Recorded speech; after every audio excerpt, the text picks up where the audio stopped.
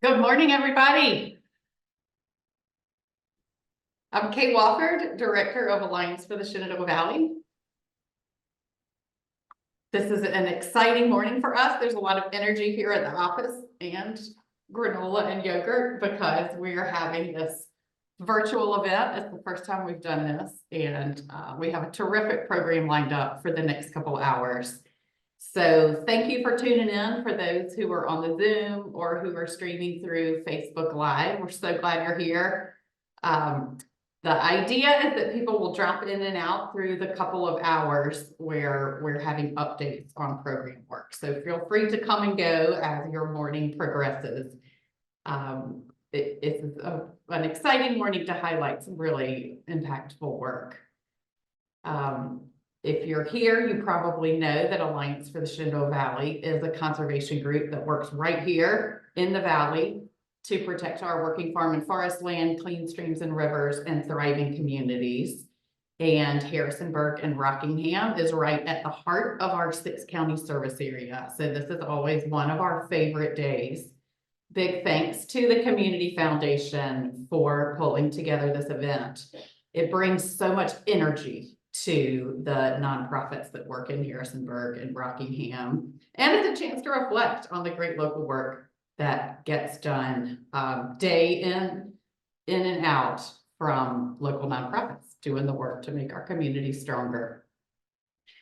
We have a $10,000 goal today, which is an ambitious goal that we hope you will take a chance to donate at the Great Community Give site and share this link with your friends and neighbors and networks. We also have a terrific guest. Sarah Von Shook is a Valley resident, and she serves on the planning committee for Great Community Give, and she is joining us for a few minutes this morning to help kick us off.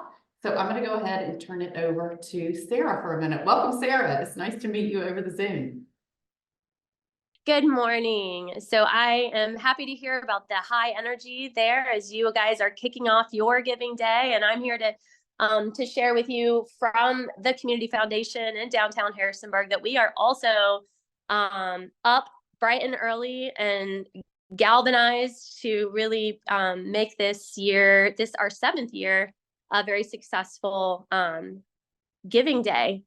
So what I would love to share with you a little bit about what today is about. I think for many of us, we might have been familiarized with the concept of giving days through universities or other events that you may be familiar with. I think what's unique about this one and why this one exists is the Community Foundation really wanted to shed a light and do all it could to make the community ever more aware of the many nonprofits that serve Harrisonburg and Rockingham County, of the things that they do to make this a community that we want to live in and we want to have our children in and we want to work in.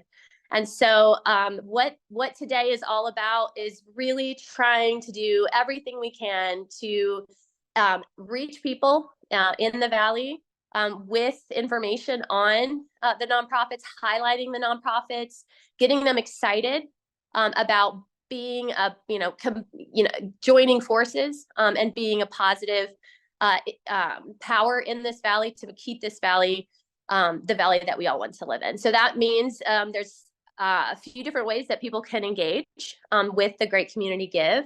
You can do it as an individual, as a donor. You can read all about the participating nonprofits by going to the Great Community Give website. You can we always say, I think it's here on my shirt, point, click, give. It's very easy to give. This year, because it is our 7th year, we are our minimum donation is $7. In order to get people very excited about giving, there are prizes throughout the day. And so you may hear from the Alliance about some goals that they have, about some maybe power hours or prizes that they're going for. And that is because there's a lot of both, private individuals and companies that sponsor prize money so that you can get extra impact from individuals' gifts. There are other ways to participate. So if maybe this year giving isn't what, the way that you feel like you want to be involved, it is about communication. It is about letting friends and family and people know about some of the work of nonprofits like the Alliance, and why you think they're doing a great work, and trying to find those other people that have that shared interest so that they can kind of grow the support base that they have. Thank you so much, Sarah. We really appreciate your work as part of the planning committee of Great Community Give, and we appreciate the Community Foundation for making this happen. It's a pretty extraordinary community event where people do come together and wake up to make a difference. Appreciate you joining us. And you mentioned that we may have announcements during the day, and I'm thrilled to say that long-standing supporters of the Alliance, actually some of the initial founders of our organization, Tim and Ruth Jost, have made a matching contribution. So folks that donate from now up till we reach that $500 match, their donation will be matched dollar for dollar. So that is wonderful. And thank you so much to Tim and Ruth Jost. It's amazing. I've got a couple quick announcements of stuff going on in Harrisonburg, Rockingham right now for the Alliance. And so I'm going to plug those, and then we'll move on to a catch up with Kim Sandum, who is our Rockingham coordinator. Thanks again, Sarah, so much for joining. Please feel free to stay on as much as you can this morning. A couple of announcements. One is that we are promoting a solarized opportunity. So folks who have considered getting behind the meter, rooftop or ground mounted solar at your house or business or farm, you can check out solarizeva.org, and that will help you navigate the hard decisions of how to choose someone to be your installer and how to navigate the tax incentives. So sometimes it's daunting to try to figure that out on your own. Solarize VA helps navigate that. And so we are a partner in helping promote that. So if that's something that you've been thinking about doing, solarizeva.org is a great chance. And that window of opportunity is right now for that. I think somebody can drop that in the chat. And the second thing I want to mention is that the Rockingham County Comp Plan right now is open for public comment. So we'll also drop this link in the chat and on Facebook so people can see how they can go ahead and make their comment. And when we switch over to a visit with Kim Sandum, we'll talk more about how important it is for people to weigh in on the comp plan. I think at this point, I am going to introduce my coworker, the Alliance's Community Engagement Manager, Maya Alexander. Feels like Maya has been with us from the start. She's such an integral part of our staff and our work at Alliance for the Shenandoah Valley, and she's going to help MC this event this morning. So I'm going to turn it over to Maya. Great. Thanks, Kate. And good morning, everyone. Thank you so much for tuning in to our Wake Up and Make a Difference. I know it's early, but hopefully you've got your favorite coffee mug or tea mug with you. And yeah, we're going to go ahead and kick off the day with a morning of interviews. Great program we've got. I did want to set the scene up a little bit so that y'all know that this is a meeting setting. Feel free to pop questions in the chat. I'll be looking out for those questions as we move throughout our interviews for this morning. And then, of course, the Great Community Give. Thank you all so much for tuning in this morning. And don't forget to head over to greatcommunitygive.org. If you have friends and neighbors who might want to tune into this as well, feel free to share this link as well. We're here until 10 a.m. So with that, I don't want to take up too much time. I want to make sure we give our interviewees some time to chat. I'm going to go ahead and introduce Kim Sandum. She's our Rockingham County Coordinator and Transportation Lead. I also call her the Transportation Guru. And we'll let her and Kate Wofford go ahead and kind of talk about what's going on in regards to transportation in Rockingham County. So with that, I'm going to go ahead and pass it back over to Kate and Kim and let them take it away. Good morning, Kate. Good morning, Kim. So I'm going to kick off. Many of you probably know Kim Sandum very well. She has been working on good, smart transportation choices and protecting our working farmland in Rockingham County for many years. And there's a ton going on. It seems to be there's more going on every year in this area of our work. But Kim, I will just start out by asking you to describe what you think your vision and the Alliance's vision for Rockingham County is, and the way that the Alliance and our supporters are working towards that vision. So in Rockingham County, I think what comes up most often as you talk with people is how much they love how beautiful it is and the scenic and agricultural character of the communities. So our vision is to protect and preserve that while allowing for, of course, smart growth, because that's something that a healthy community does, safe transportation, thriving ag sectors, clean water, all of those things are interconnected, and we work on all of them, even one project at a time, but they all are parts of every project.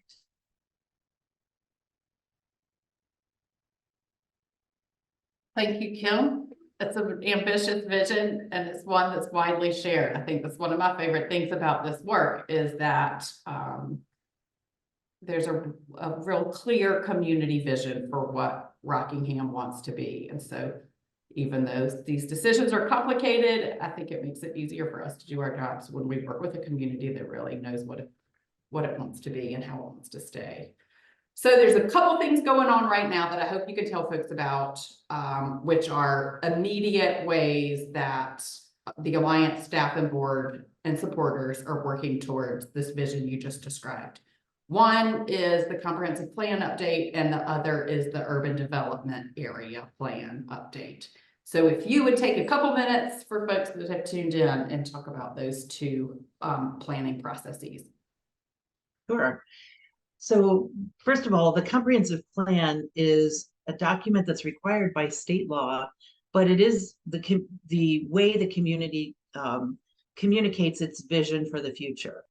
So it involves public input from all sectors over a long period of time. Some of the public input meetings started last fall. And the county staff has been working on this document for longer than that. But it's basically, where do we want to be in 20 years or 30 years or 50 years? And what kind of a place do we want to be? So it addresses all kinds of land uses, and it's updated every 5 years because there are things that come up that we didn't know about before. Solar farms, data centers, fracking, etc. Seems like there's always a new issue to address that we hadn't thought of in the last comprehensive plan. So right now, the county has held their public meeting, but the documents are online and available for anyone to look at. And there is an important comment period going on right now. The cutoff for those comments is April 25th, so that's coming up pretty soon. Having started to dig through the document, which is rather extensive, as you would expect, with a land use for over 800 square miles of county and all the details that need to be included in it. It takes a while to write the document and read through the document and comment on it. So not completely through the document yet, but so far things look pretty good, and I'm very pleased about that. The things that we have been concerned about in the past, like a loop road, seem to be, I think that the division has changed for the county in recognizing that that's not the transportation solution we need. Growth around our historic towns and the city of Harrisonburg is one of the stated goals. And if you look at the maps, you can see that that's where they're directing the development. 80%, the goal is 80% of growth would be on water and sewer, 80% at a minimum. And so that's really important for clean water and for compact development, which makes it more affordable to offer services for the community.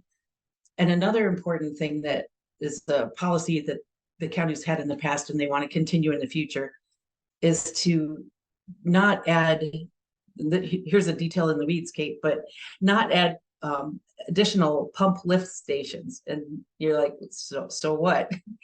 But what that does is it directs the growth in an area where gravity feeds the sewer, and those pump stations are actually quite incredibly expensive to maintain and construct. So that's another way that the county is looking at directing growth in the appropriate areas and keeping taxes low. So those are some things that are currently in the comprehensive plan that in the draft that I've reviewed so far, that I think put things in perspective and direct growth in a positive area while attempting to protect agriculture in the rest of the county. So that's positive, and we're really pleased to see that. The urban development area that you asked about is essentially a subset of the comprehensive plan, and it is a smaller area in the area east of the city of Harrisonburg and west of 276 or Cross Keys Road. And it's defined by their maps and shows where they intend to have more intense urban growth. So the idea that if we make a denser population in a certain area, we can reduce the growth pressure out in the ag areas. So but it's not just we need, put density here and not there. It's let's make that density livable. Let's be thoughtful about it and put things where they make sense. Put some additional requirements on things so that it's not just ugly boxes, and you don't feel like you stepped back in time to a cinder block development. So there's some requirements for walkability, lighting, additional requirements, and depending on which segment of the urban growth area you're talking about. One of the things that I think is really important about Rockingham County's growth area, because of the way the water and sewer runs, the growth pressure is actually not too far from our Civil War battlefields. So that's another thing to be really mindful of is we want to put growth in the right place, but we also want it to protect not just agriculture, but our historic and scenic resources as well. That's a detail, but a difficult detail for the urban development area. So I could talk for a lot longer on that. I don't know if anyone else would want to listen to that, but it's incredibly important for the public to be involved, because otherwise, the county staff is just going to have to wing it and not really know what the community wants. And it is really important for setting the policies for our future growth areas and development that the county planning staff, planning commission, and board of supervisors use to evaluate proposals that come before them. Thank you, Kim. I think people pay a lot of attention to environmental and conservation issues that are happening in DC. On the Hill gets a lot of attention, and even in Richmond. And those, of course, are important. But I think people tend to underestimate how consequential local decisions are. And so we often joke that Kim Sandum and our other county coordinators go to meetings, so you don't have to, the public, and then let you know when the time to weigh in, because it gets pretty technical to know when you can make your voice heard. And I think the work that you're doing, Kim, really makes a difference in helping people to understand when it is to show up, when to make a comment, and they're helping set the course of the future of the place that they live and love. So it's good work. We're running short on time, but let me touch real quickly on Interstate 81, because it's something that the Alliance and then the groups that came together, our legacy groups that came together to form the Alliance in 2018, have worked on forever. Tell us in 45 seconds or less, why is 81 an important issue for us and what's happening?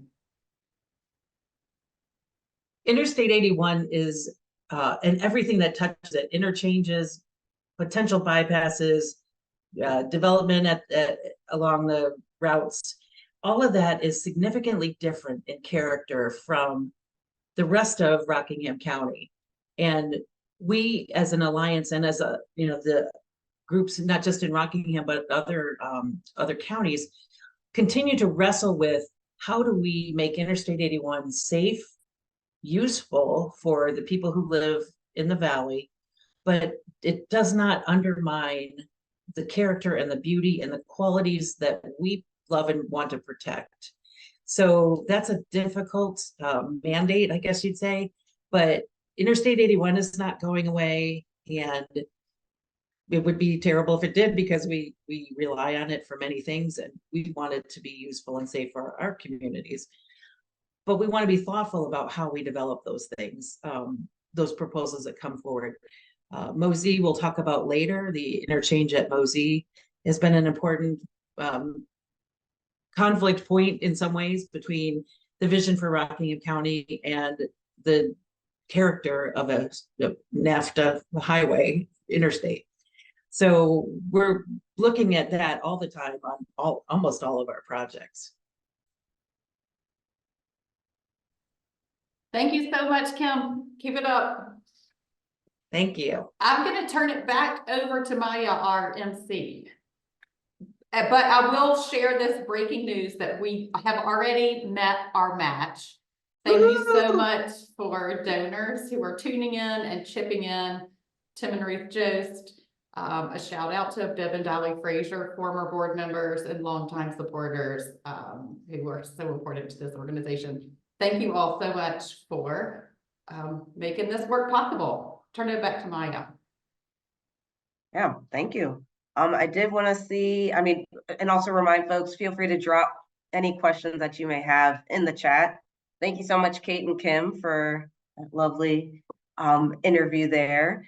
But yes, you have access to the chat for those joining. We just wrapped up our first interview. Thank you for joining. We've got plenty more to go. And yeah, thank you for joining this morning. I know Kate just shouted out we made our match. Awesome. I also wanted to shout out some other donors. Thank you, Ray Gay, Larry Brown. Thank y'all so much for donating this morning for Great Community Give. To keep us on schedule, though, I would like to get rolling and move on to our next segment. Let me make sure also there's nothing else I'm forgetting with any other announcements here. But yeah, feel free to keep sharing this link in case you have friends or neighbors that also want to join. We are going till 10, so please keep it going. And then if you'd like to review the agenda to see like what's on the dock, what's on deck for the interviews for this morning, we will drop that link in the chat as well.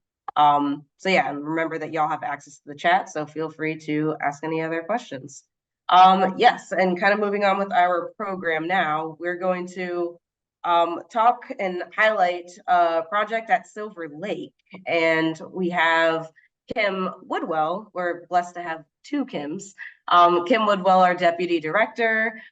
We also have Taylor Evans joining us. He is the director of conservation with the Valley Conservation Council, and then Cheryl Lyon, who is the owner of Silver Lake Mill. And we will be highlighting the project that was done there. And I just wanted to kind of thread it from what Kim Sandum just mentioned, her work in Rockingham County. And she mentioned like preserving and honoring the cultural and historical resources as well. And the Silver Lake Mill is one of those. So I will stop talking and I will then pass it over to Kim Woodwell to kind of highlight the project that was going on there. Great, thanks, Maya. And hey, Taylor, we get to talk again about one of our fun projects we've been working on together, the Silver Lake Mill Walking Path Enhancement. It's certainly been a long project coming, and hopefully you all can hear me. Been a long time project coming, and we've had so many folks involved in this project. Just want to give everybody a big shout out. But first, Taylor, if you could take a minute and maybe the Alliance was involved in this project pretty early on to help realize this vision of a walking path connecting to the town of Dayton. But we quickly brought in, we knew we needed to bring in one of our great partners, Valley Conservation Council, to help us get this public access trail on the ground. So Taylor, maybe you could introduce yourself and sort of tee up how Valley Conservation Council has been involved in this project. Yeah, thanks, Kim. Hi, everyone. My name is Taylor Evans. I'm Director of Land Protection for Valley Conservation Council. We're one of your local nonprofit regional land trusts. So this, VCC got involved before I joined the organization. So our specialty is really negotiating conservation easements, negotiating public access. And I see John Hutchinson's on the call, and this was a project that he gave to me to work on. I live about 3 miles from Silver Lake, so maybe it was an opportunity of proximity. But we were brought in to help work with landowners in the town of Dayton and the Alliance to get public access in place around Silver Lake. Yeah, That's great. So thinking of all the partners we work, all the different entities and partners we've worked on, let's see, Taylor, help me think about, we've got the localities, the town of Dayton, who actually, the lake is actually in the Silver Lake Mill is actually in the town of Dayton. Got city of Harrisonburg, they actually own the lake. We've got all the surrounding landowners there that with their generosity, Taylor was able to maneuver some pretty significant challenges. We'll talk here in just a little bit to get that easement on the land. And they were very generous and committed to seeing this project happen. We've got lots of different community members, Taylor. Including, of course, Cheryl Lyon, who was pretty pivotal in making this all happen. She was the one who I think who had the vision for this project. Yeah, I think with so many of these projects, whether it's private land conservation or public access, it really relies on motivated community members to tell us where to look. All of our organizations cover a lot of square miles, and it's really important and probably not possible without motivated community members telling us where to dedicate our energy and focus. So truly, without Cheryl, none of this would have been possible. I totally agree. So Cheryl was not able to join us here today. She had a prior commitment, but we were able to catch up with Cheryl a little earlier to talk about this project. And I would like to share a little clip on a video that we talked with Cheryl for a little bit about this project. So I'm going to go ahead and see if I can share this. Hopefully, let me know if I have any problem coming through. How you became the owner of Silver Lake Mill? It goes back about almost 25 years ago now, when I was desperately looking for space to move my business to. It was a business I'd started by accident in 1984. And Rockingham Milling wanted to donate the facility to the Historical Society because they were moving to a newer site at the north edge of Dayton. The Historical Society did not want to accept it, feeling that the repairs were just too extensive. And I just kind of held up my hand and said, wait a minute, let me take a look. So we were able to work it out with the understanding that I would be actually saving the mill and rehabbing it.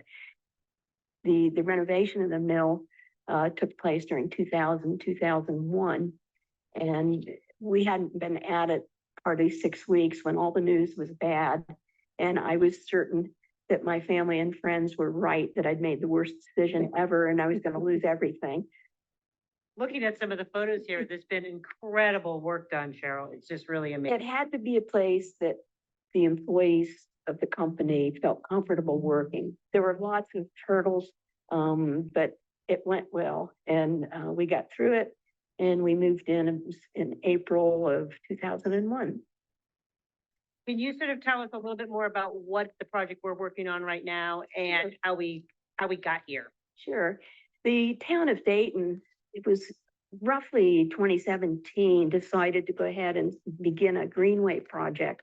They built a section of the greenway that went from Cooks Creek Park in Dayton and came up to what we call locally the old fruit market building. And then some neighbors built another little strip that came across the mill's parking lot, and it terminates at the mill. But people were really enjoying it, and they continued to walk and would walk around the lake. So there was a lot of people using the lake for walking purposes, and Unofficially. unofficially. And you see people coming like every day, just. Oh, yeah. As a matter of fact, just this morning, there's a gentleman who brings his very young child with him, and he comes around the lake every day with a pair of binocs, and he's out checking out the birds. Be outside with your. She's certainly a committed community member. We couldn't have done this without her, Taylor. We also had other great commitment and support from the community, sort of talking about a little bit further about the details of this project. We did a fundraiser, and we had a lot of support from the community members who use this lake and as an out spot to get outside, to raise the funding to purchase trash cans, a dog waste dispensary, as well as to produce the signs. I know you had a lot of interaction with some of these other community members, committed members, in terms of the securing the easement. Taylor, do you want to talk a little bit about some of the challenges you had there, or? Yeah, you know, this is probably the smallest per acre project I've ever worked on, and it had the most people involved, and probably has taken the longest. But I think any project that helps open up areas to the public in a more formal way is, you know, it's worth it. You can have 100 people in there for 100 feet, and it's worth that effort. So there are two farmers who own land around the lake that were generous enough to grant public access. And they actually found it to be in their best interest because it, you know, protects them from potential liability issues, people, quote unquote, trespassing. You know, they were very generous and never stopped anybody, but it really secures the ability for folks to enjoy the full perimeter of the lake for the foreseeable future, including some of the best fishing spots on the lake, for what it's worth. Yeah. Yeah, we went through a couple town managers with Dayton, working with managers, talking about, you know, what does public access mean? What does, you know, forever mean? It's a lot of existential stuff for what, you know, doesn't seem like a whole lot of land, but there's so much effort that goes into making sure that everyone feels comfortable, that they feel like they've been heard and respected, and that everybody's getting a vision for what this key piece of ecological and cultural infrastructure in Dayton should look like for the next, you know, 10 years. So plenty of people involved for what looks like a strip of grass, but you know, hundreds of people will enjoy that over the years. And I think that'll be really important. It's going to be great. Along this strip of grass, as you just said, there will be some really wonderful sort of informative signs. Cheryl has a real gift at talent at creating signs that are not only visually really pleasing, but also pretty informative. And there's going to be all sorts of interactive links on these. So I'm really excited to see these finally done. I have not seen them yet. There are going to be 4 different types of signs. There's going to be one on the history of the mill in the area, one on aquatic life, wildlife, which, as we've mentioned several times, there's lots of fish and there's really great turtles in this lake. And then, and will be one on the surrounding agriculture of the area. We did get a sneak peek. I don't know if you've seen these yet, Taylor, any of these signs, but we got a sneak peek when we saw Cheryl. And so if it's okay, I'd like to, she showed us a little bit of the sign and talked about them. Let's see if we can share that little snippet now. One is about history of the lake. That's so wonderful, great photos. Which we go back 200 years. We just had our 200th birthday in 2022. In fact, it was a man-made lake. So it's not like the lake was there and the mill came along. The lake was created for the mill to be built. So history is an important part of it. As a matter of fact, it was Dayton's water supply for many, many, many years. It's man-made lake. This man-made lake.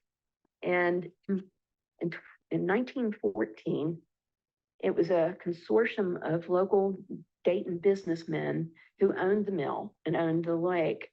And they decided to give Dayton a 100-year lease on water.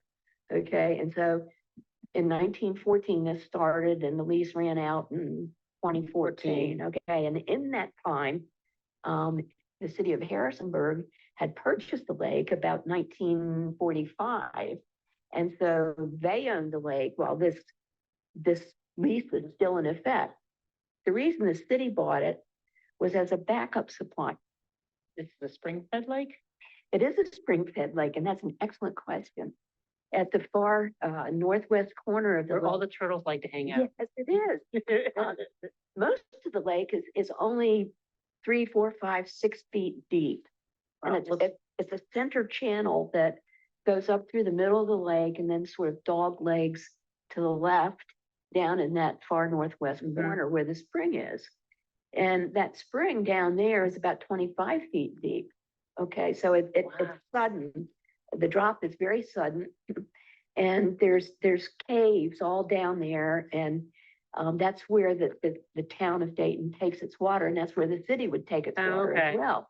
And in fact, I did a story recently about a diver who used to go down there 50 years ago. And he would dive down there to clean off the grate that was over the spring. He says that the spring is so strong, it took every ounce of strength he has to be able to hang on to the grate and clean it. And measurements of the output of the spring go from a low of 3 million gallons a day to a high of 30 million gallons a day. Incredible. Yeah. What a tremendous source of water. It is. So Taylor, we're nearly there on this project. What do we have left to complete? So, assuming all things go according to plan, Harrisonburg City Council will vote on approving the easement to cross a piece of City of Harrisonburg property. And then from there, we'll have a full public access around the lake for the foreseeable future, which will be great, which will allow us to, start putting in some of the improvements that you mentioned that folks have generously donated. Trash cans, the signage, dog waste, fishing line containers to help keep the lake happy and healthy as people use it more and more. Yep, we're just gonna get those we'll get the trash cans, and then we're gonna have what? We're gonna use the water wheel there at the mill, and we're gonna have an ice cream celebration. Yes. Nothing better than water-powered ice cream for sure.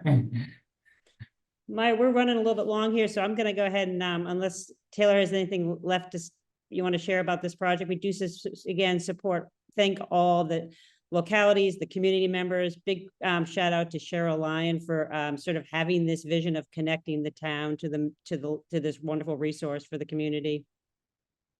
Yeah, no, super grateful for everybody involved. Super grateful for the Alliance for pulling in VCC. For those listening, if you want to support VCC today, we are also part of the Great Community Give. Aaron was generous enough to drop our link in the chat. And I look forward to talking with all of you more over the next, foreseeable future. Yeah, no, thank y'all very much. John Hutchinson did have a question, if y'all can answer it in like 45 seconds. Do you want to make space for that? He wanted to know, has other land conservation contacts been made as a result of the project? Good question. I would say that once everything's recorded and we can have that ice cream celebration, then maybe more will pop up, but it's not over till it's over. So we might be at the finish line, but we haven't crossed it yet. Great. Yeah, you can't say no to ice cream. Great. No, good work, y'all. Thank you so much. Taylor. Thanks, Maya. No, thank y'all. Yeah, and to be respectful of time, I want to welcome everyone who has joined, just tuning in. Thank you for hopping on to our Wake Up and Make a Difference. We're rolling with our interviews. We're going to go into our next one there. Do encourage y'all to use the chat. Feel free to ask any questions. Head over to greatcommunitygive.org. I know Aaron's been dropping in some links in the chat to our donation link. Also, VCC's recent partner that we just heard from. And yeah, we're gonna go ahead and move forward to our next segment, talking about land and water conservation in Rockingham County.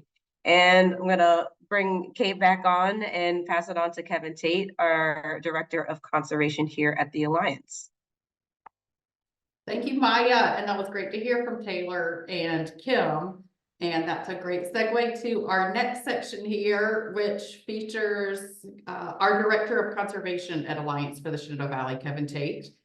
And Kevin, if you will, I'll ask you just to introduce yourself for 1 minute. Sure. Good morning, everybody. Like Kate and Maya just said, my name is Kevin Tate. Recently titled Director of Conservation. I've been working at Alliance for the Shenandoah Valley now for going on 4 years. After about maybe 10 years of working in various agriculture and conservation efforts and jobs throughout the Americas. My family is from Page County, my dad's side of the family, going back 5 or 6 generations now, and decided someday that it was the right time to move back to Page County, and found this great organization, Alliance for the Shenandoah Valley, about 4 years ago now, and was hired to manage a grant-funded project from the National Fish and Wildlife Foundation called the Shenandoah Valley Conservation Collaborative. And that is still going strong. I'm sure we'll get into it here in a minute, but it has grown in both impact and partnership, and the resources that it both is supported by and provides out to our communities, including Rockingham County, and has no kind of thoughts of stopping anytime soon, that's for sure. But it was started really before I started at Alliance for the Shenandoah Valley. So I think Kate would be the best one to kind of give some background on how the Shenandoah Valley Conservation Collaborative started, why, and how we got to where we are now.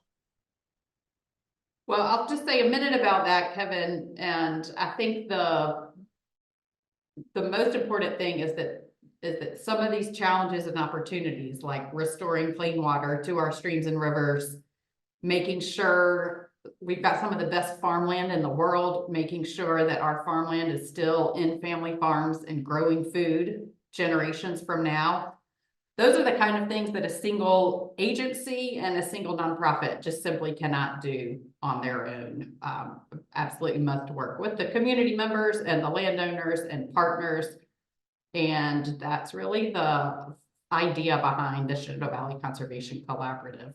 These are really important and complicated challenges and opportunities. And so the only way we're going to have a chance at making an impact is by working together. So Kevin, we're super grateful that you decided to come home to Page County and that you're part of the team at Alliance for the Shenandoah Valley, and just a ton has gotten done in the 4 years since you've been here. Maybe since we're talking specifically about Rockingham and Harrisonburg today, you can give a couple of examples of stuff going on in the Rockingham area through the SVCC. And I will say, we're supposed to be catching up on time because Taylor and Kim ran long, but it's our job to catch up on time. So we got about 5 minutes left of this segment. Sure. So just real quick, like Kate said, the Shenandoah Valley Conservation Collaborative is really focused on working in agricultural landscapes with agricultural landowners and farmers, both on clean water and permanent land protection. Rockingham County, and we bring together about 20 partner organizations to do that. Like Kate said, all of those partners, our missions and work overlap and combine really well. And by working together and combining that work, we're able to achieve more than we could working individually. Rockingham County specifically, as the top ag producing county in Virginia, takes a lot of our time and effort and focus, both because of the importance of the agricultural lands in Rockingham County, but also because of the people that are working in Rockingham County. We have excellent partners focused on Rockingham County, and the landowners in Rockingham County that are willing to take voluntary conservation action on their land to both improve their kind of, maybe it's their management of their own natural resources or their management of their land, or improve their soils or take better, improve what they can produce, but also produce a lot of public benefit for all of us. I guess one niche that we've found with the Shenandoah Valley Conservation Collaborative is that we can provide some of our grant funding to landowners who are interested in implementing best management practices on their land, or permanent land conservation through easements. All of that costs some money for the landowner to take part in. And over the last few years, most of those costs have increased. In some cases, let's just focus on best management practice on agricultural lands for a second. Those can take years to complete. And in that time, costs, especially over the last 4 years, have increased. In some cases, those landowners take out a loan to maybe put in new wells or put in new fences or plant trees or fix a stream bank. And as the prices go up, their amount of cost share through state and federal programs and their loans stay the same. But because they're taking this important step to produce public benefit and outcomes for everybody in Rockingham County and downstream, we can apply some of our grant funding to help reduce what becomes their new cost, and keep it affordable for the landowners to participate in these programs and produce these positive outcomes for everybody. So that's been a really great niche for our collaborative and our grant fundings. We also play a really key role in just coordinating partners to produce or to do outreach to landowners.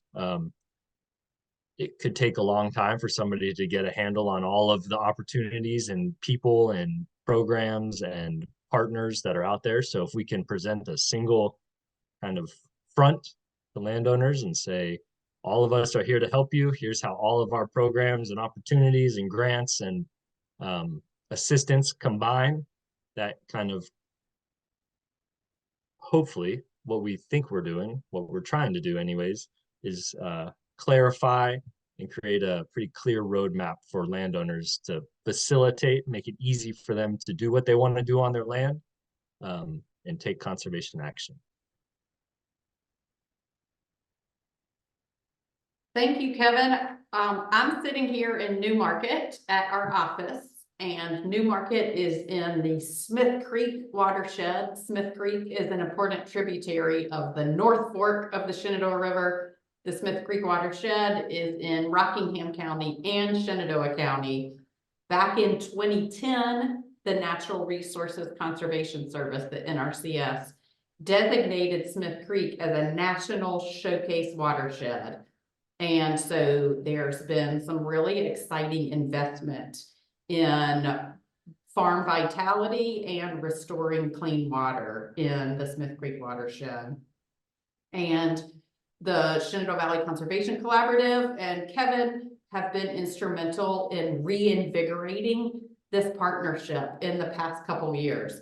Kevin, maybe in our last couple of minutes, you can give a minute about what's going on in the Smith Creek watershed, and a recent field day we had there.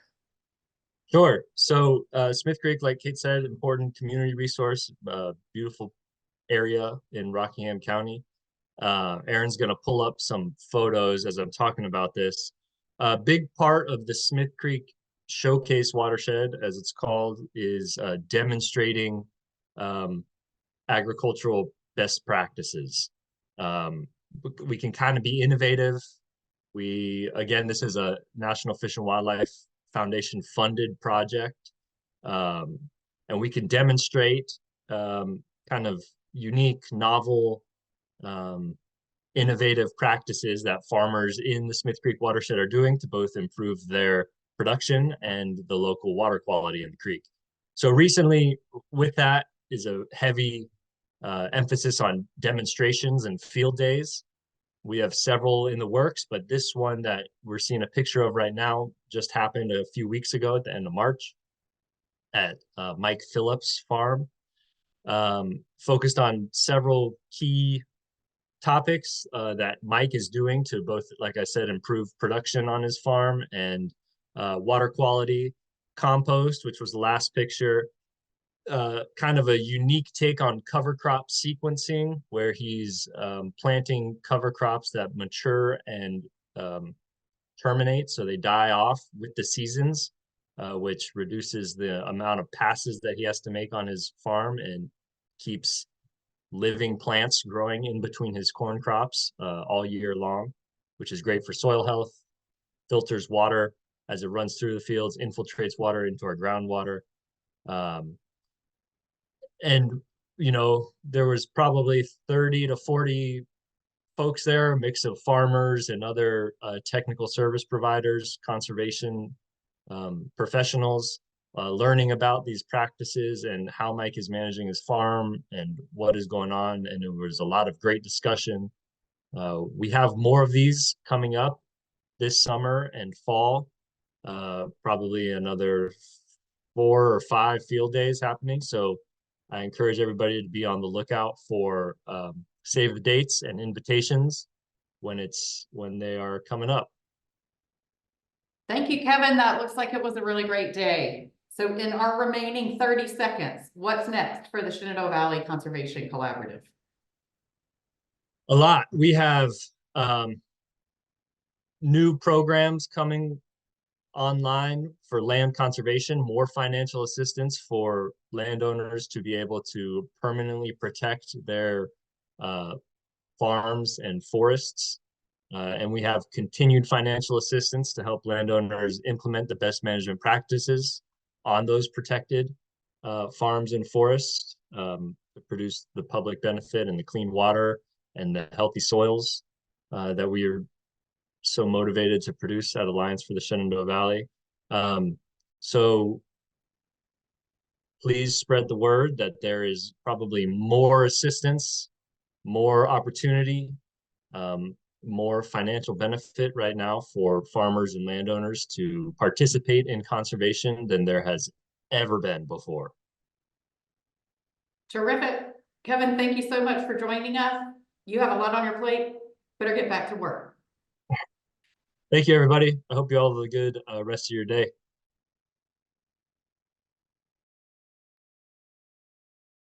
Now we are going to turn back to Maya Alexander. If you are just tuning in to our Great Community Give, Wake Up and Make a Difference, thank you so much for joining us.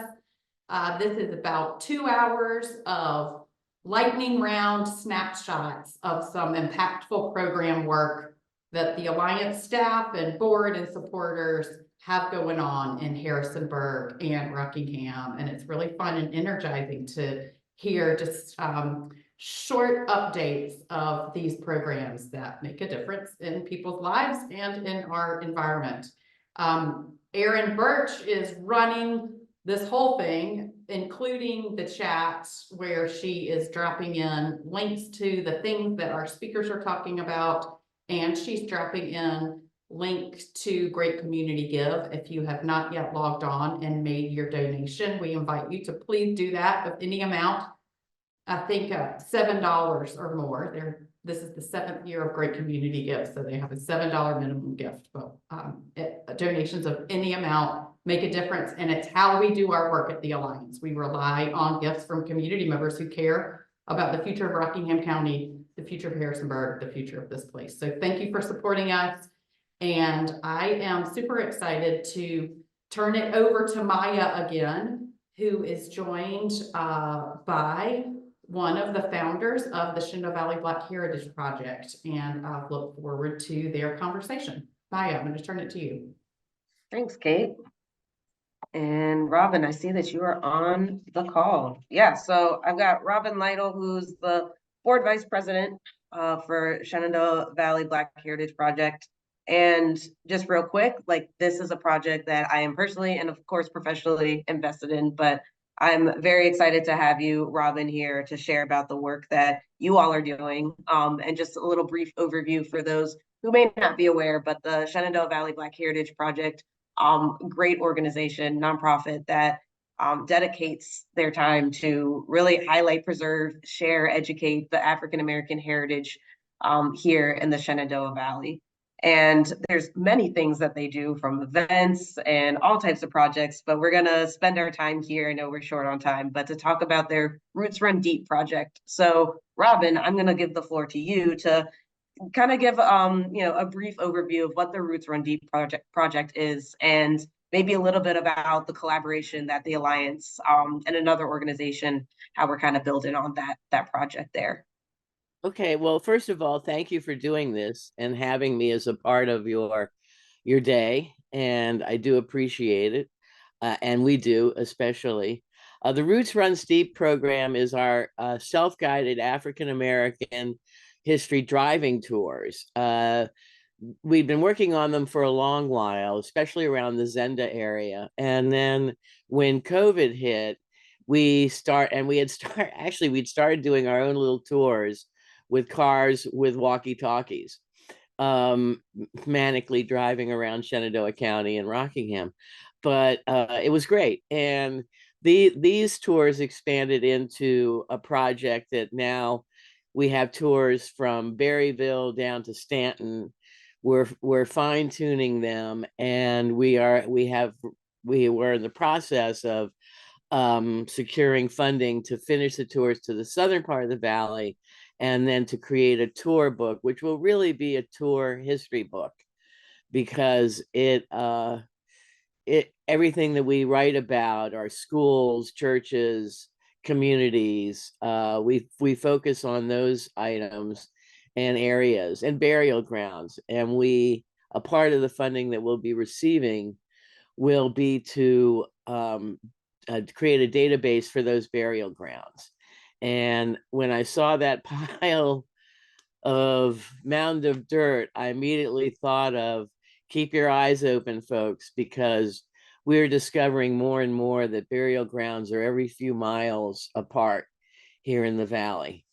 And we need to be conscious of that. So a lot of them are recorded, but we're discovering more and significance of them. So that's the Roots Runs Deep project in a quick nutshell. What we do for the tours is we have stipends for community members, and we go into the communities, and the community creates the tour. We fund them, we pay them. They may have a launch party, which we fund, and things like that. So everything we do is from within the community, because we don't want to assume that we know their history. So that's how these tours are built. And we'll continue, knock on wood, and we'll get that tour done. The funding has really been drawn out. It's part of the federal budget, and we were in the very last phase of it. So now we're scurrying to be able to make that happen. But that's the Roots Runs Deep tour. Oh, and what we've done together has been magical, and that's been working with Abra on creating story maps and deep diving into creating story maps, which is just great, which allows people to go and hit on an icon that looks like a gravestone, and they'll be taken to that cemetery and things like that. And it's, of course, magical to me because we had no computers when I was in college. So I'm playing major catch up, but and everything, it dazzles me. It really does. But this alliance, this partnership is really going to allow us to embellish and also promote these tours through these fellow organizations who are helping us, and really helping us with the more difficult part for us, which is the technical part. And we're really blessed to have had this evolve the way it has. So and we're glad to, absolutely. We're glad to have that, that alliance there. And thank you, Aaron, for putting in the chat. Yeah, Abra is Allegheny Blue Ridge Alliance. Thank you. And they're great at, they focus on GIS, maps and building that. So we helped bring them together on the Black Heritage Project in Abra. And yeah, this story map that Robin's talking about is a way to elevate the work, make it, you know, the tours are already public facing, but a broader reach here through an online platform. So it's great. And I just want to say, I think it's also great that y'all really let the communities lead with this work. It's imperative with this work. And you, you know that. I do want to go on to the next question though. Thank you for sharing the overview of what Roots Run Deep is. And as we're talking about land and water conservation, I'm just wondering like what it means to you, like having these, you know, you're mentioning the burial grounds and sites that may not be known to a lot of folks. Like, what does it mean in terms of like land conservation, like that overlap there as we're talking about these cultural heritage sites that need to be honored? What does it mean in terms of like land conservation there? Oh, it's critical. I mean, some of the burial grounds are in cow fields. You know, they need to, you know, something needs to be done fencing wise. Some you can stumble across a cemetery in the woods in the forest still to this day that will have X number of graves facing east to west because bodies were buried facing the homeland with field stones and certain plantings, and they'll be sunken down X number of feet. Some of them are, if they're completely, you know, untouched. And we're just finding more and more that these are out here. And as we expand and as you do your work in helping the growth of these areas to keep the land and the betterment of their, you know, of their thoughts, so will these burial grounds, because you're going to be coming across them. I mean, William Good's book tells us about the cemeteries between just north of Harrisonburg to Mount Jackson along the Massanutten, and there's a dozen or so.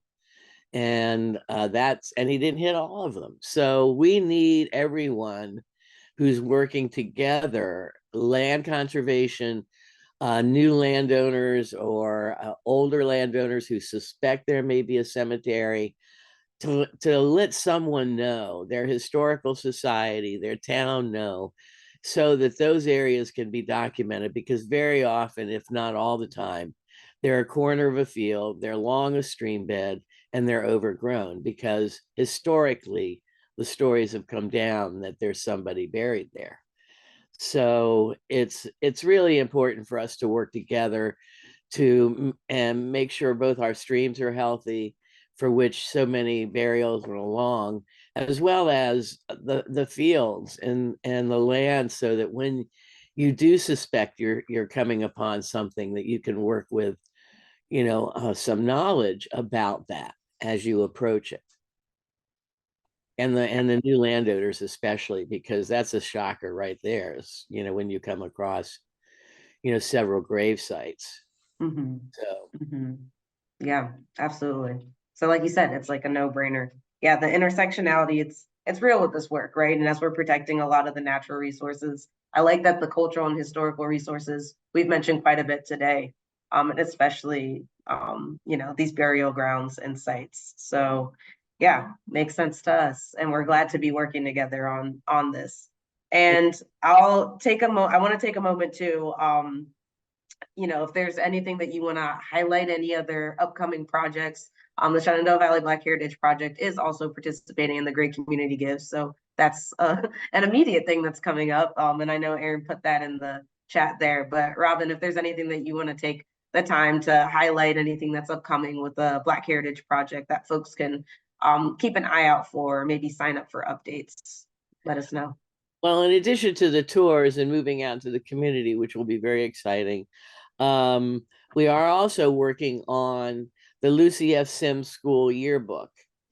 Lucy F. Sims School was one of the high schools and few schools African Americans had available to them in the Shenandoah Valley, especially after the 8th grade. And they never had a yearbook. Stanton School did, Winchester. I'm not sure about Luray, but actually Luray came over to Sims. What am I saying? So we have taken on doing a yearbook, and Monica and Tay have been working hard on it. It's up to 100 and some pages. And Wow. what we're now looking for through the community give and other fundraisers is the money to print it, because we want to give one to each of the graduates' families and or the graduate, and then be able to sell to other people who did not attend. But yeah, it's going to be amazing. It's an amazing project, and I think it's a real nice thing to do. It's a necessary thing to do. For And, sure. and also just to remind everyone that we're all involved in this history, no matter what we look like, because we need to save it, we need to honor it.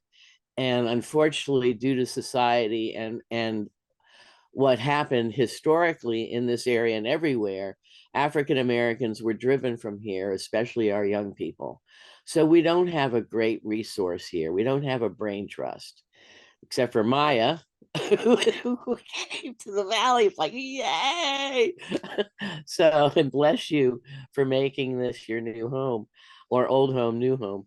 But anyway, so it's a challenge, and we want, and people often say it's not my history, but it is your history. It's all of our histories. Mhm. And we all need to work together to recover it and preserve it, just like the land that everybody lived on.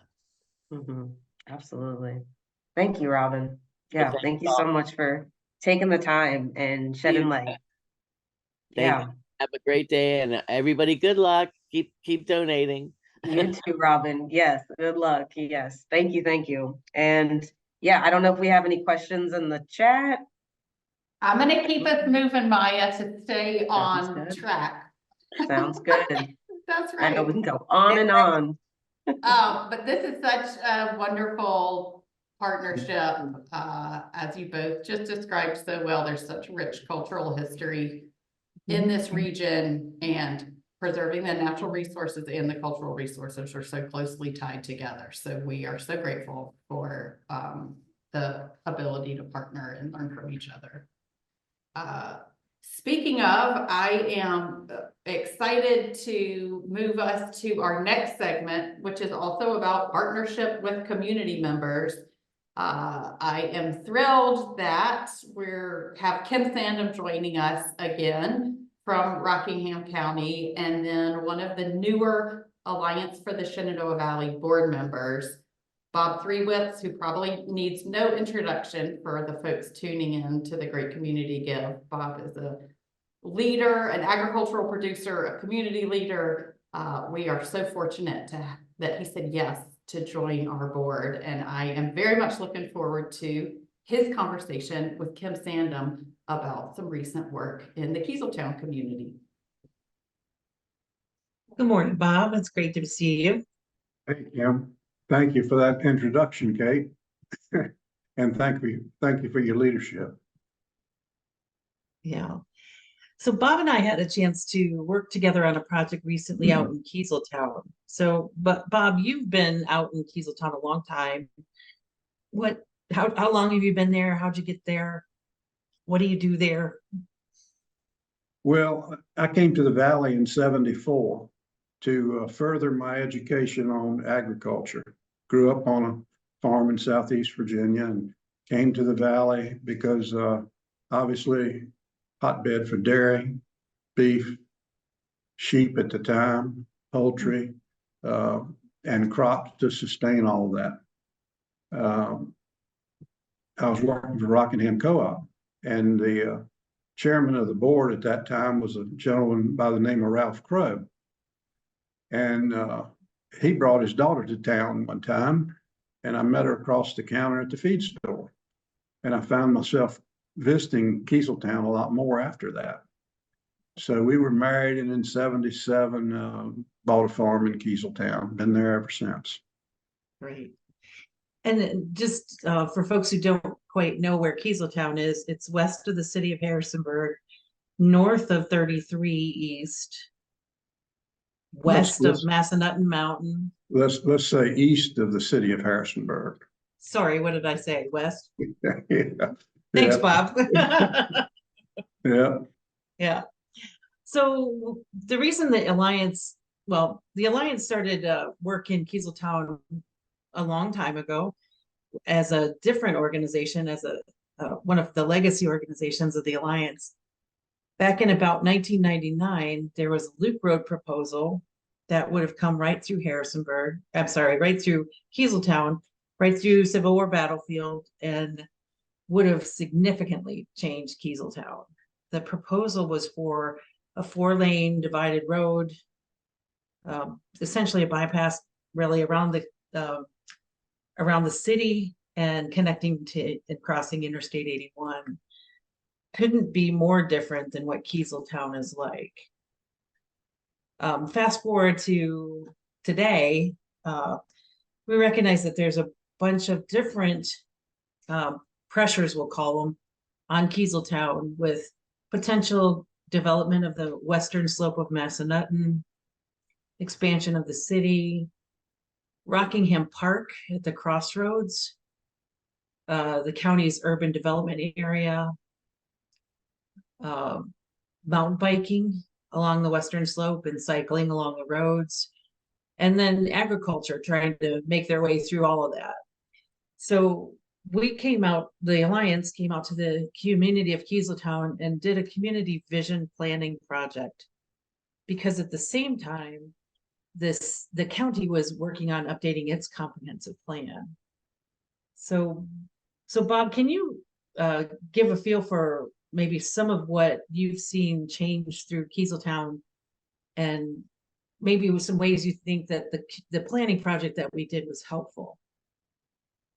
Well, thankfully, the loop road never happened, because I can't imagine what Kieseltown would be had that happened, but thankfully it didn't. Massanutten's western slope is always hanging there, wondering if and when, but it's been 50 years or so since it first they acquired the property. So maybe I'll get past my years before anything happens. I was really impressed with the turnout for the Kieseltown community meetings we had. There were neighbors there that maybe neighbors we didn't know, neighbors we did know, newcomers, so to speak. But the whole format worked really well. Continuity of each meeting, the leadership that was offered there, and how do you get through this process. And although we have no community gathering, we're not incorporated, people pass through Kieseltown. So they view it as a hub. We have the old school, which is now the Redeemer Classical School, which is great to see some activity there and a beautiful structure kept. We have the Kieseltown United Methodist Church, which is a core there, and also, of course, the Rurton Park. Mm-hmm. So those are the three facets. I guess we could almost say the new park, Rockingham Park, but that's kind of on the fringe of what we would call Kieseltown. But it certainly brings people. The school's ballpark is used as part of the youth programs. The Kieseltown ballpark is used. So there's continuity between all three of those, plus the larger now community park.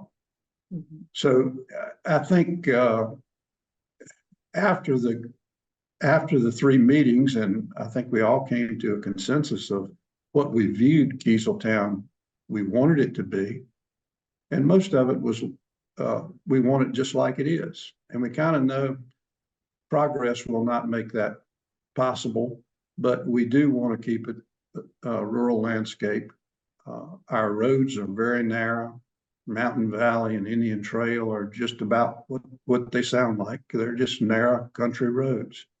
So we're limited on how much traffic can come. And one of the things that occurred, I think, as a result of those meetings and conversations before that, was speed limits have been lowered.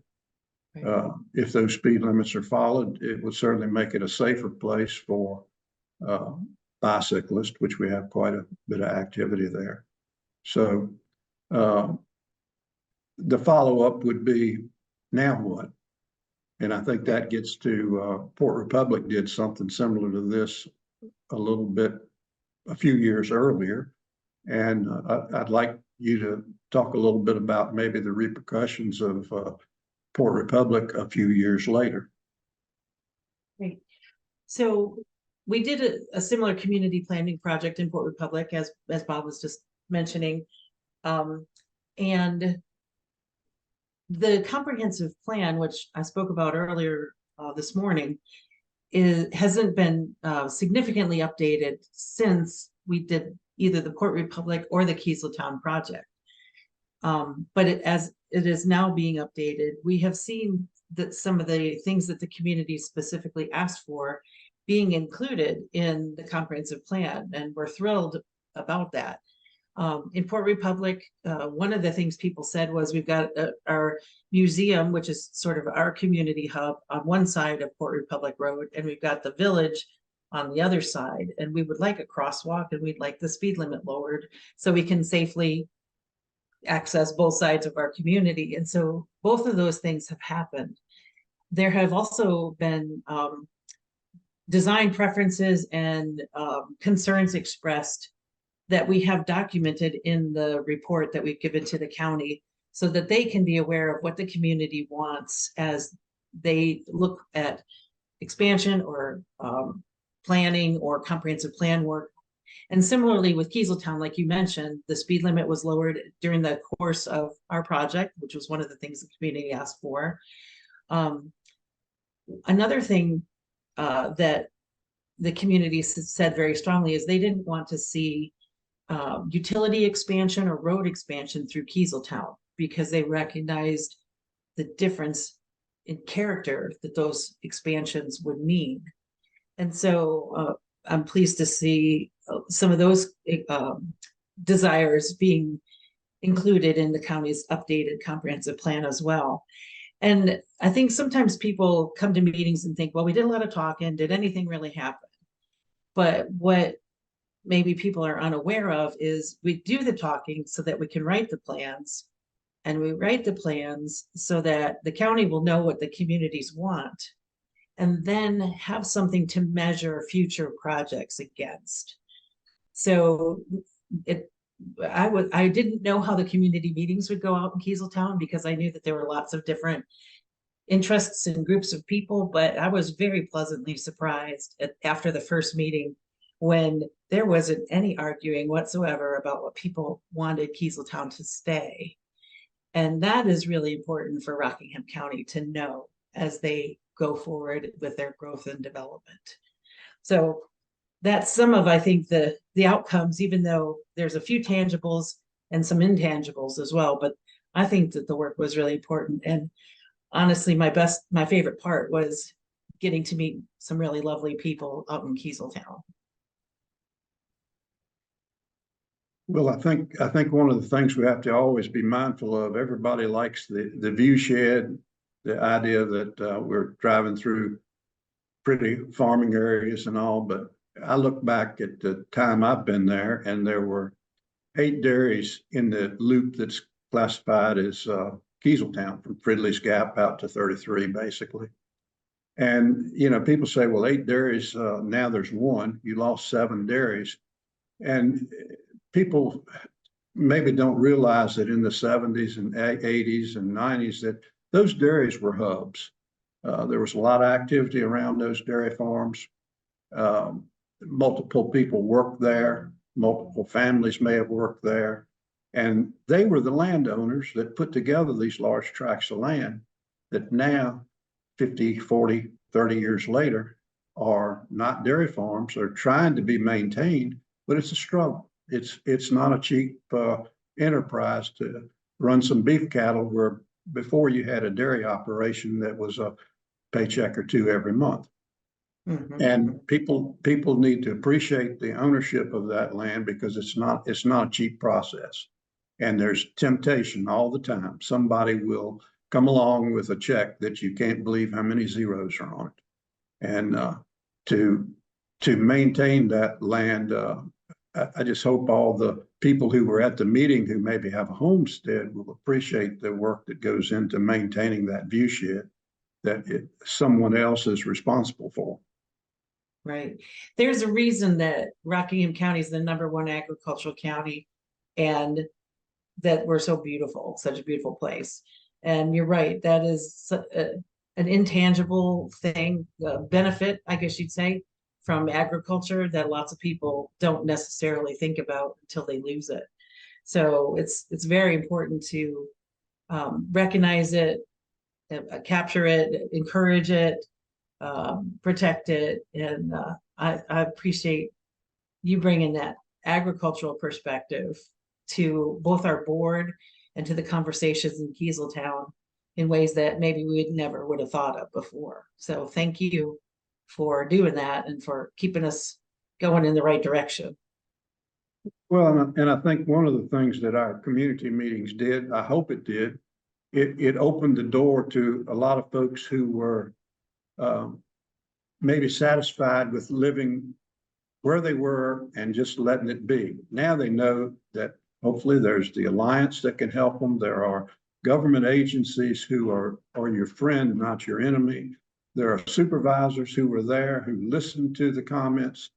Yeah. And maybe the comfort zone of dealing with staff of Rockingham County, board members of supervisors of Rockingham County, folks like yourself, Kim, who are the voice of the citizens, as well as the organization, but still all with a common purpose.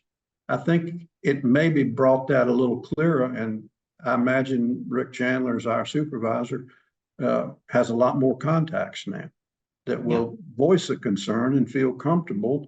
I hope that's the case. I hope that's the case, because I've seen Kieseltown faces at comprehensive plan meetings and things like that. So yeah, I do too. I hope that will continue. I think that's very valuable. Yep. Yeah. So I believe we might be close to our time limit, and someone with the clock should help us with that. Yep, please. you are. This is Kate, and I've been listening. Bob and I to can talk a long time, so don't let us wander off too far. This is Kate, and I've been listening to this conversation with a smile. What a wonderful conversation. Thanks to you both for sharing these thoughts and for the work you do. Bob, we really appreciate your coming to Newmarket this morning to tune in and participate in this. All right. Thank you. Thank you. Yep. Thanks.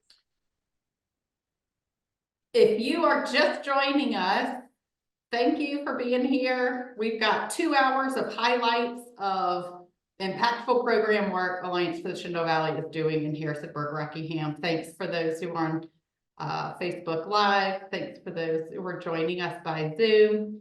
Aaron is dropping in the chat periodically the place where you can go to the Great Community Give site and make your donation. If you've already done that, thank you. I see a couple Alliance board members, Carolyn Long and Rollin Johnson Jr., have just recently added their names to the list of donors, and that is awesome. If you've already given, please feel free to share this link with your friends and neighbors. We are able to do this work because of people who make donations, people who care about the future of Rockingham and our working farm and forest lands, clean streams and rivers, and thriving communities.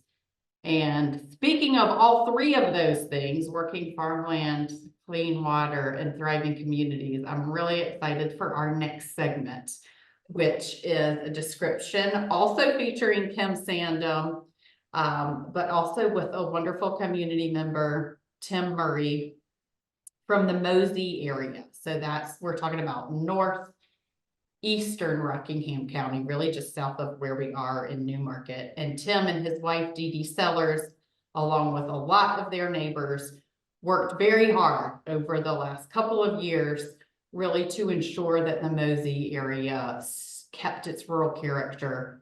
And it's an inspiring story, and I look forward to the conversation. Tim, thank you so much for being here. Kim, I hope you're feeling good because you're still going. Good morning, Tim. Great to Good see morning, you. Kim. Thank you, Kate, for that introduction. So I met Tim at a meeting, I'm pretty sure, because we've been to a lot of meetings together, about the Mosey interchange, which for folks who know the mile marker numbers, is exit 257 off of Interstate 81. Beautiful area of the county, very scenic, very agriculture. Except from time to time, it seems that you all get a scary proposal nearby. And Yes. this last one, well, it was called Gas City. How did you hear about that proposal? And maybe if you want to say more about what the proposal was. Okay.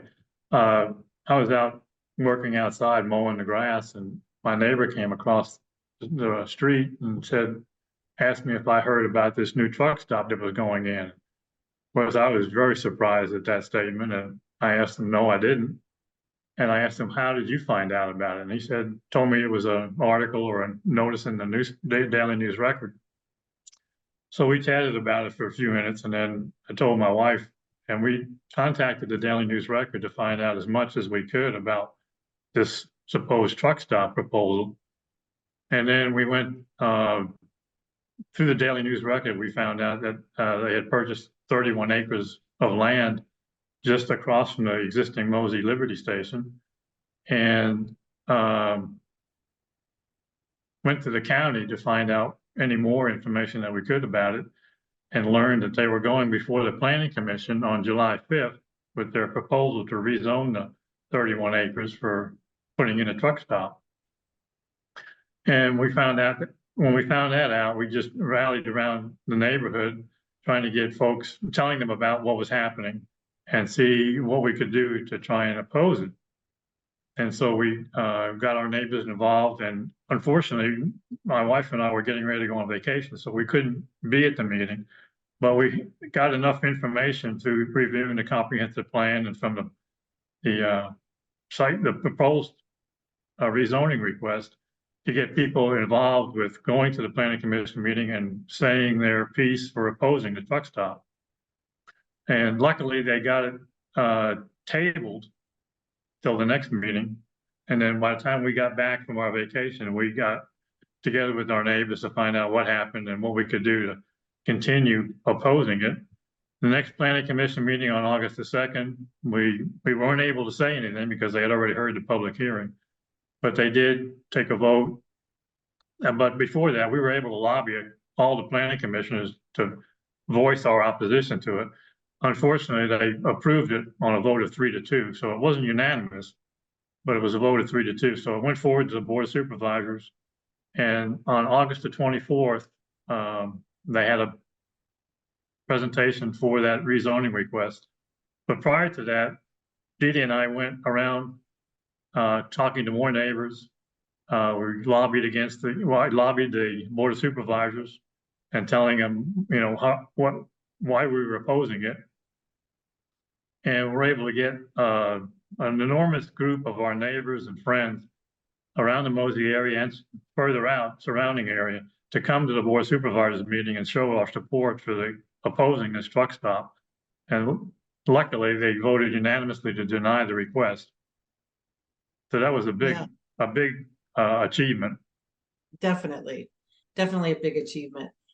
And what I really like about what you all have done out in the Mosey neighborhood is you didn't just oppose something.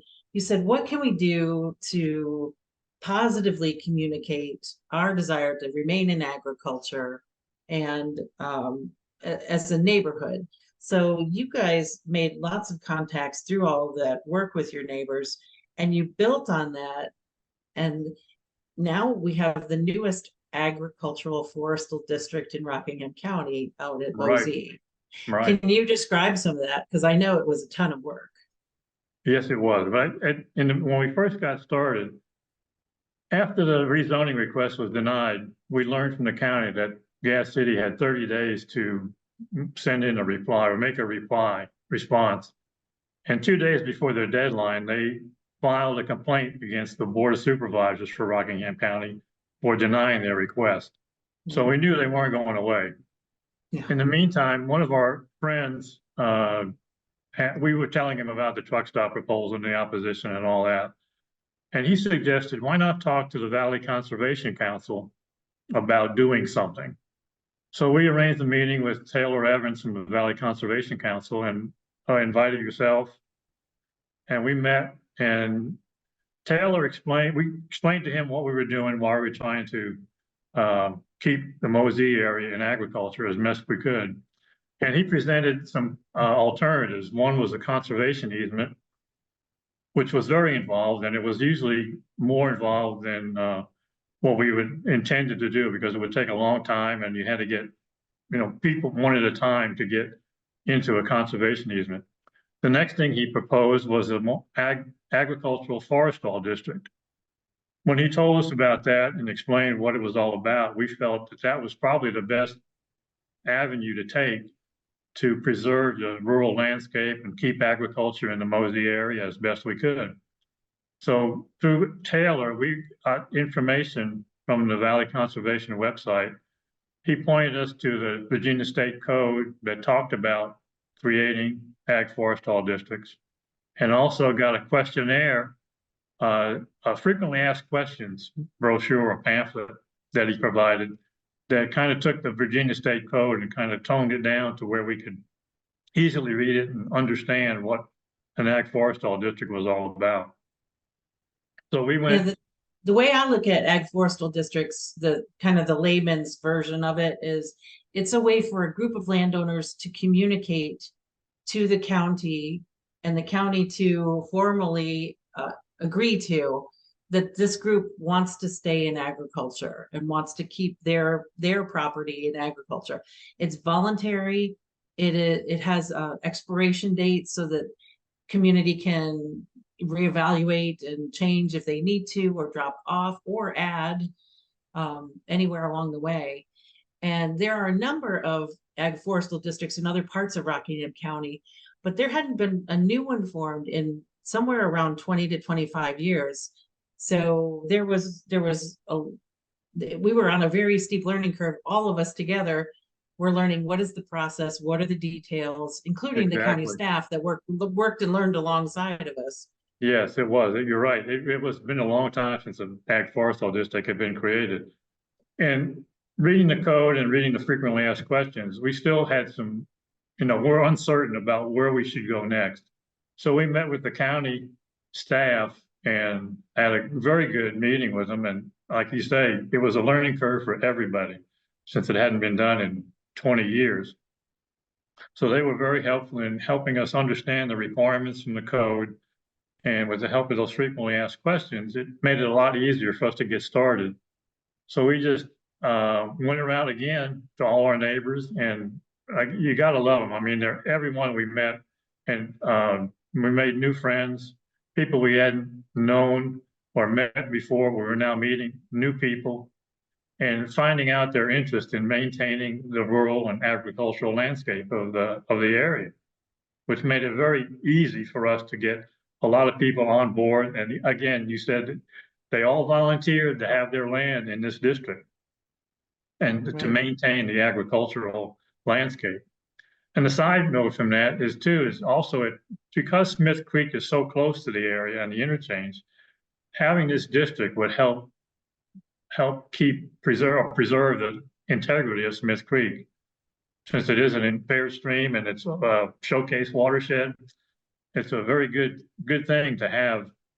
And I can't say enough about the people who joined, and they were all enthusiastic about joining, and all the messages we sent out and everything. Just very pleased with all the friendships we've made and all the attitudes from all the people for wanting to join us.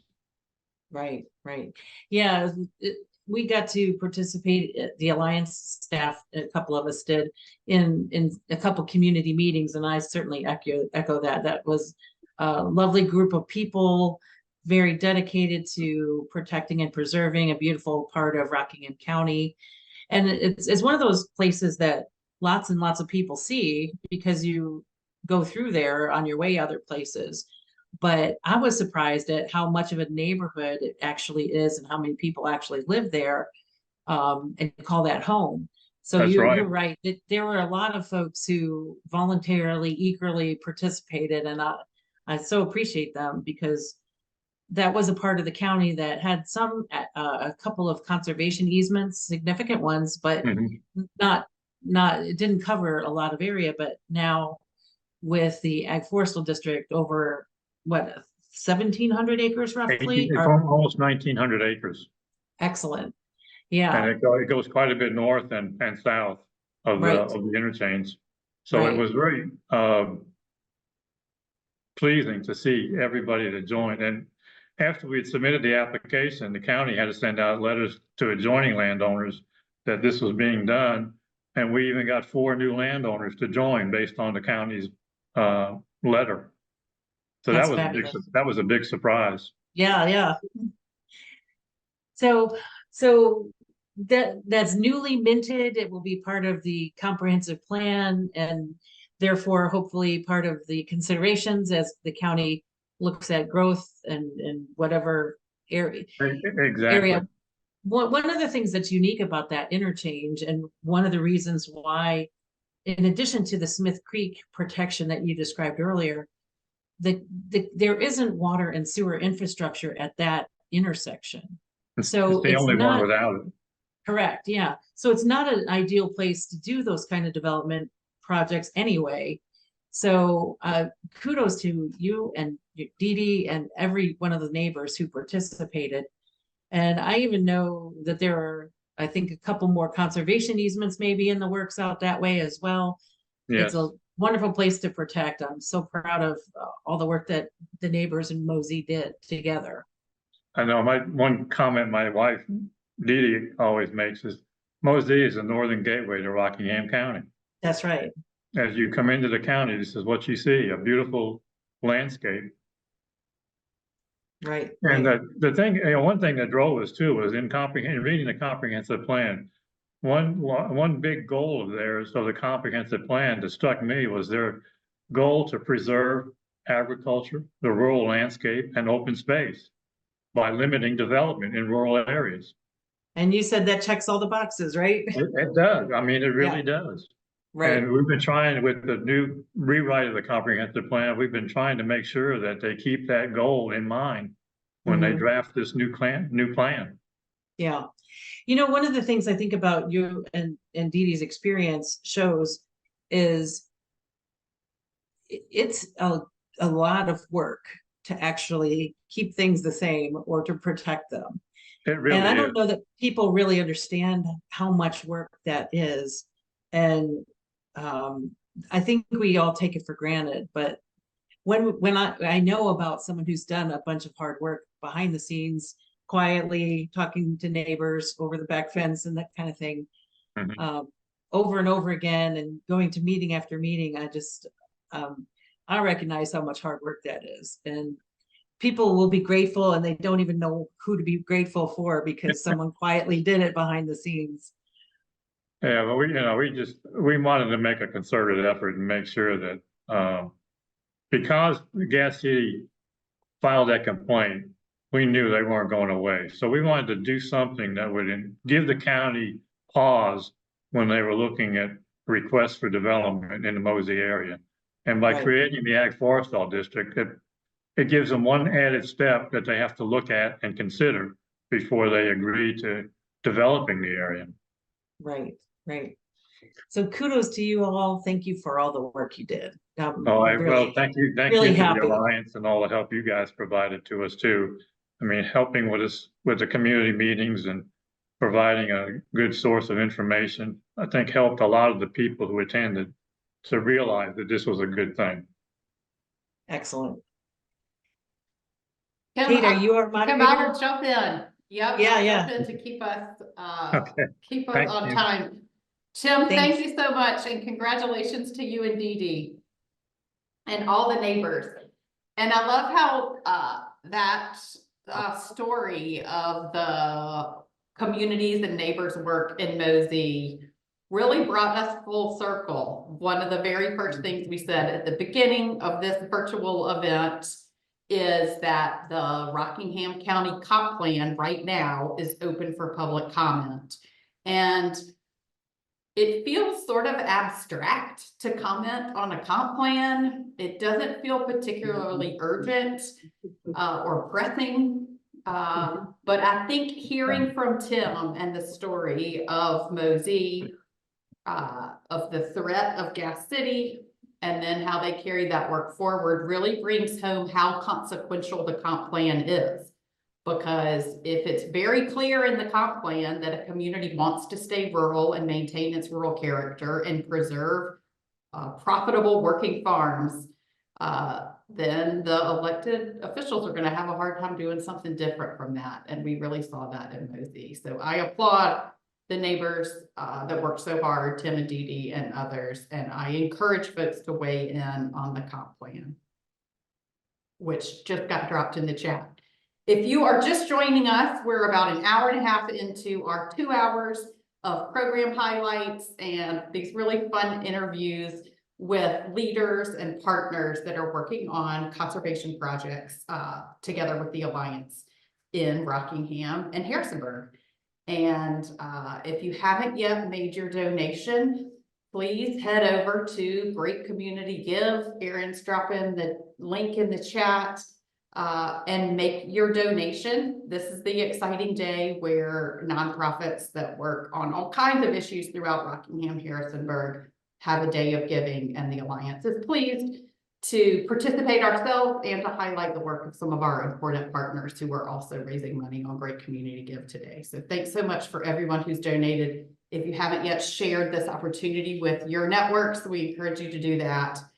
And I'm excited to turn to our last segment of the day, which is a project near and dear to my heart. We've spent a lot of time working on this. It's an incredibly exciting project, and I'm thrilled to talk with our committed board member and community leader and business leader, Brent Trumbo, who is here with me to talk about the Shenandoah Rail Trail.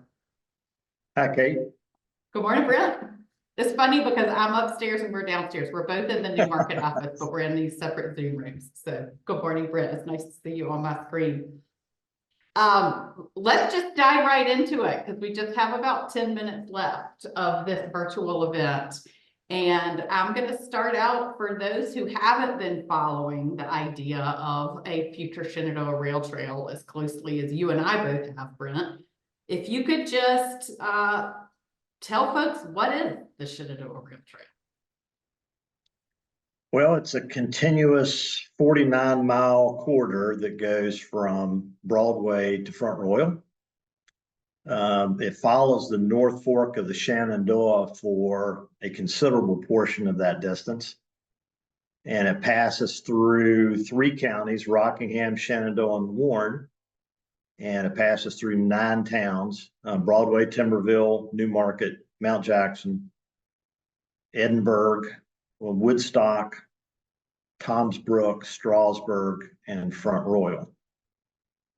It has 49 bridges.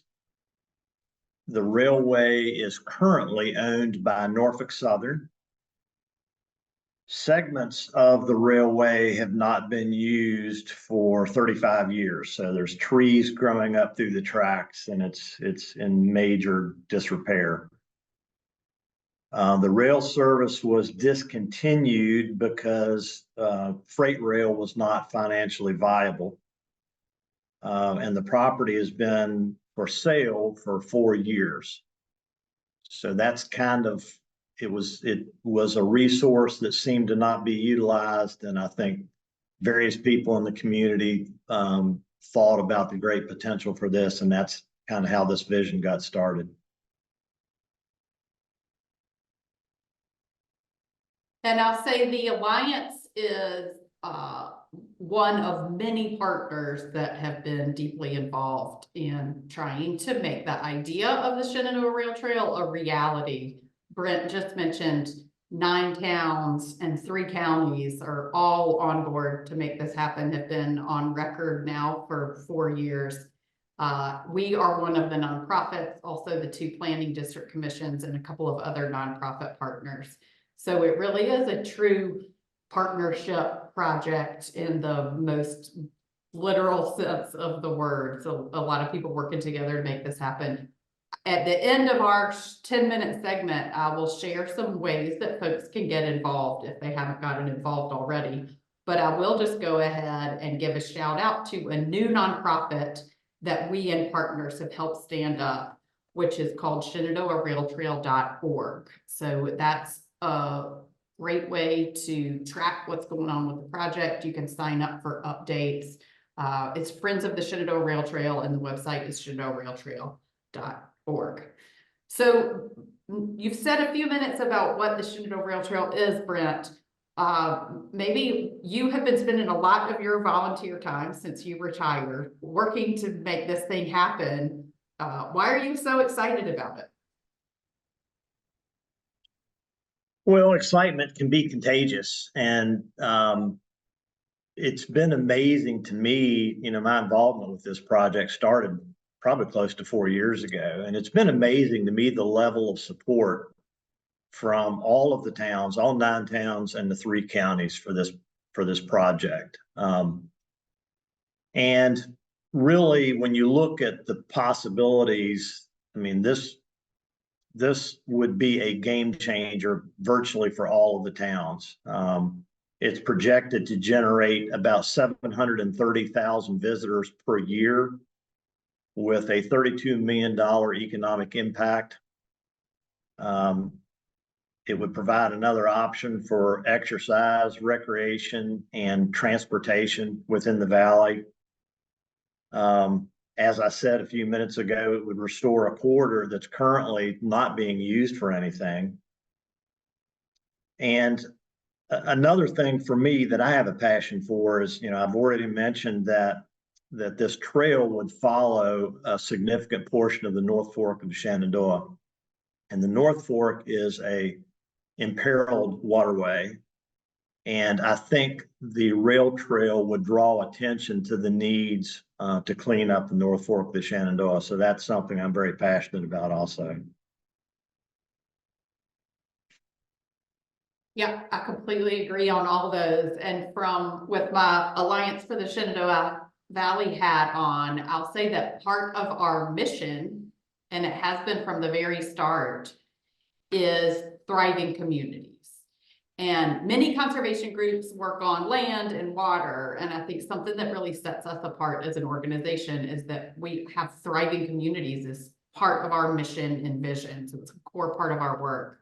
And a lot of times what that means is we encourage economic development that's compatible with our extraordinary natural resources. And of course, we heard from Bob Threebutz earlier talking about the business side of farming and how important it is for farmers to be able to make a living. So compatible economic development around farming is something that we think about a lot. And compatible economic development around tourism and outdoor recreation. And honestly, it is hard to imagine a project that would be more significant, as you said, for the towns and communities along the route than the Shenandoah Rail Trail. We're talking about 49 miles all the way from Front Royal to Broadway. Would really be extraordinary for the towns and cities. Yeah, could you give us a update on what's currently happening and what you see as next steps? Yes, I will be happy to do that. I think I'll be honest, we're in a bit of a delay right now, which I find pretty frustrating. I will say that I think this project in the first 4 years went faster than anybody ever imagined. For many, many years, back as far as 1989, when the first segment was discontinued, in the 90s and in the 2000s, community members looked at how can we make this unused rail corridor a benefit to communities again. So there were many, many efforts to try to restore rail. There were looks at short line rail, working with Norfolk Southern to get trains back on this corridor. And despite many efforts and offers of subsidies and creative partnerships, it did not happen. It just wasn't in the cards. And so people really started getting excited about, well, if it's not going to be trains, let's turn it into a trail that will benefit communities, bring tourism, give an opportunity for folks to get outside. And potentially 40 years from now, 80 years from now, 100 years from now, if the economics change and passenger rail or freight rail are economical again, the corridor will be preserved and could go back into rail use. So people got really excited about this. All the localities jumped into this partnership to make this happen. Fortunately, the Valley legislators were able to secure first a feasibility study from the Department of Conservation and Recreation in Virginia and VDOT, and then were able to secure $35 million to purchase the corridor from Norfolk Southern. Finally, after many years, in 2020, Norfolk Southern said, yes, this corridor is for sale. That had been the problem for a long time. So like I said, the first 3 or 4 years, things were going really fast and really well. One thing that has slowed us down is the $35 million budget language last year had this complicating second sentence in the budget language. And it says that any real estate acquisition by the Commonwealth in support of trail development shall not preclude the consideration to maintain rail transportation in the corridor. So basically, the legislators gave $35 million to VDOT to buy the corridor from Norfolk Southern, but they said you have to make sure we can't bring trains back. You have to take a look at that.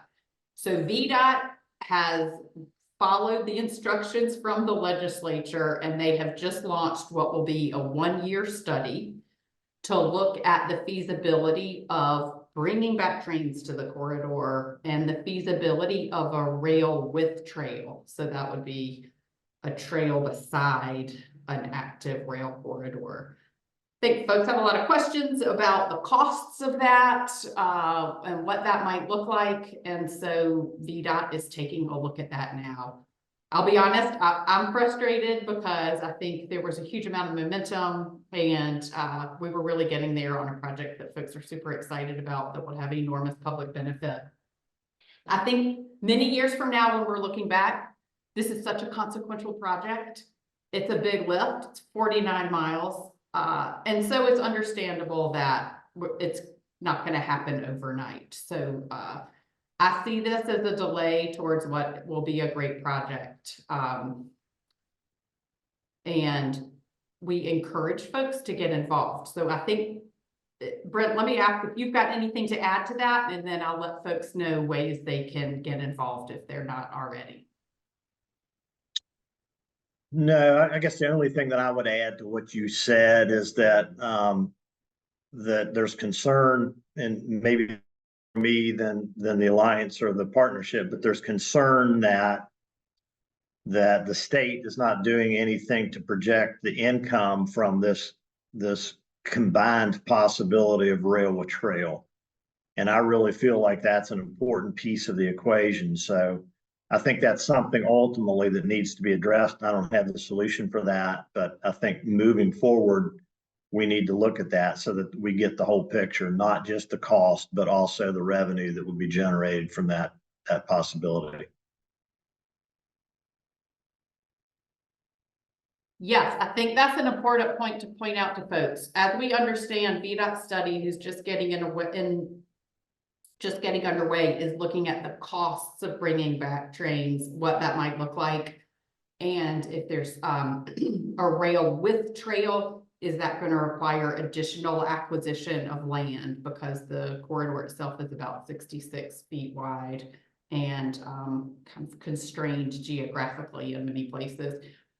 As we understand, they're not looking at the return on investment, as you said, Brent. So they're not looking at what the benefits from those costs would be. So that is something that folks could include in their comments to VDOT. So this is where I'm going to take a quick minute to let you know. You could go to shenandoahrailtrail.org and sign up to get updates, follow on the socials. As we understand, as part of this VDOT process, they're going to be collecting public comment. So it's going to be really important for folks who are interested in the Shenandoah Rail Trail to weigh in. And I think Brent's point there about we need to look at the potential return on investments. I think that's a really good one that folks could say. There's a business sign-on letter. So if you are a small business owner or part of a business and would like to signal your support for the Shenandoah Rail Trail, please do that. And then several of our counties, including Rockingham County, is updating its comp plan, and there's some really good language in support of the Shenandoah Rail Trail and how it's consistent with the vision of the future for Rockingham County. So you can support that in your comp plan comments. I think we've just got a few minutes. Maya, I can turn it to you in case we've got any questions for Brent and me, and then wrap it up. We do have one question from Kara. She wants to know, is there a risk the land will be sold to the Battlefields Foundation, given their letter of intent to purchase it? Thank you for that question, Kara. Yeah, so there is a letter of intent evidently from the Battlefields Foundation. As far as we understand from what they've posted publicly and what they've told us, if they were to purchase it, it would require using the state dollars that have been allocated for the Shenandoah Rail Trail. So I think we all have a voice in the fact that we talk with our elected officials. These are public dollars we're talking about, our own taxpayer dollars. So I would just encourage people to stay in touch with this project. I think the benefits of the Shenandoah Rail Trail are really enormous across the board. And so making sure folks are involved and continue to advocate for such a good project is really the way to go, because it's public dollars that are involved. Any last word you wanted to have, Brent, before we wrap it up? I think you've covered it, Kate.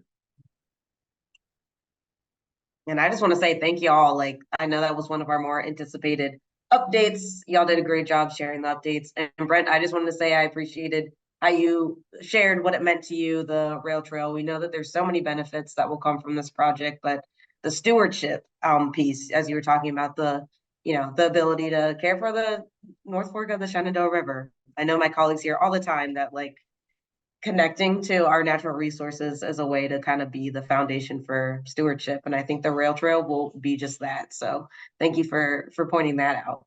And yeah, I know we've kind of come to the end of our program here. So thank y'all so very much for tuning in. All of our guests who came in and took the time to be interviewed and shared some updates on some great projects that we're working on here in Rockingham County and in Harrisonburg. So yeah, it's been great kind of giving these updates, and thank y'all again for starting your great community give day with us and waking up and making a difference. And yeah, I know that there's still links in the chat if you'd like to visit some of our partner sites for their great community give platforms as well. Please feel free to keep donating, and thank y'all so very much. And I'll pass it to Kate if there's anything you want to add before we close out. Just echoing Maya's thanks to our guests that joined us today. I thought that was a really exciting, fast and furious way to cover a ton of work that's going on, covered in 2 short hours. Great to see so many people in the chat and so many people making donations online. Thank you for your support. It's how this work gets done. We appreciate you. Have a great rest of your day. Thanks, y'all.